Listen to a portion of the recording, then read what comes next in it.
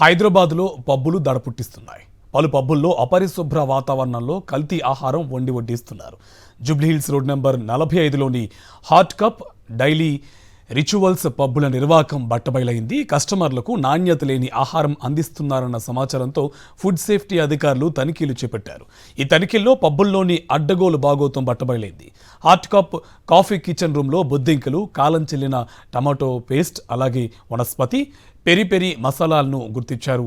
అపరిశుభ్ర పరిస్థితుల్లో chicken, mutton నిల్వలను గుర్తించారు అధికారులు. ఇదే అంశకు సంబంధించి పూర్తి సమాచారం మా కరెస్పాండెంట్ సాయి కిరణ్ మనకి ఫోన్ లైన్లో డీటెయిల్స్ అందిస్తారు. సాయి కిరణ్, వనస్పతిని ఈ తెలంగాణ ప్రభుత్వం వినియోగించకూడదు అని కూడా చెప్పింది. అట్ ద సేమ్ టైం ఎక్కడికక్కడ పబ్బుల్లో కూడా ఈ అపరిశుభ్ర వాతావరణంలో ఫుడ్ వండడం, అలాగే చాలా వరకు నిల్వ ఉంచిన ఫుడ్ కూడా బయటపడుతున్న పరిస్థితులు కనిపిస్తున్నాయి. కానీ ఎంతవరకు అధికారులు వీటిని కట్టడి చేయగలుగుతున్నారు, ఎంతవరకు ఇవి క్లియర్ అవుతున్నాయి? పూర్తి సమాచారం ఏంటి? కార్తిక్, హైదరాబాద్ లో ముఖ్యంగా రెస్టారెంట్లు, పబ్లలో ఈ ఫుడ్ నాణ్యత లేనటువంటిది వడ్డిస్తున్నారని చెప్పి ఇప్పటికే అనేక రైడ్స్ చేశారు ఫుడ్ సేఫ్టీ అధికారులు. అయినా రెస్టారెంట్ల తీరు మారట్లేదు.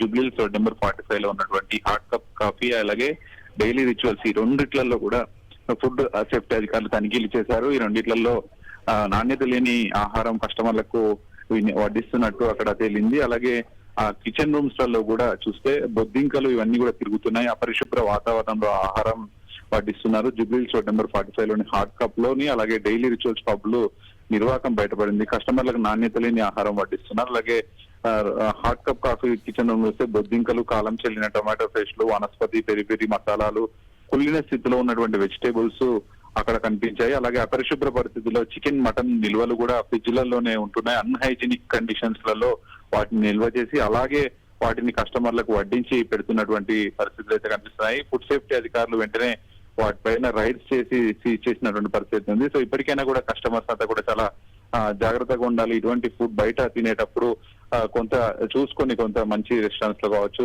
అయితే ఇట్లాంటి రెస్టారెంట్స్ కొంచెం అవాయిడ్ చేయాలని కూడా ఫుడ్ సేఫ్టీ అధికారులు సూచిస్తున్నారు. Right, thank you Sai Kiran.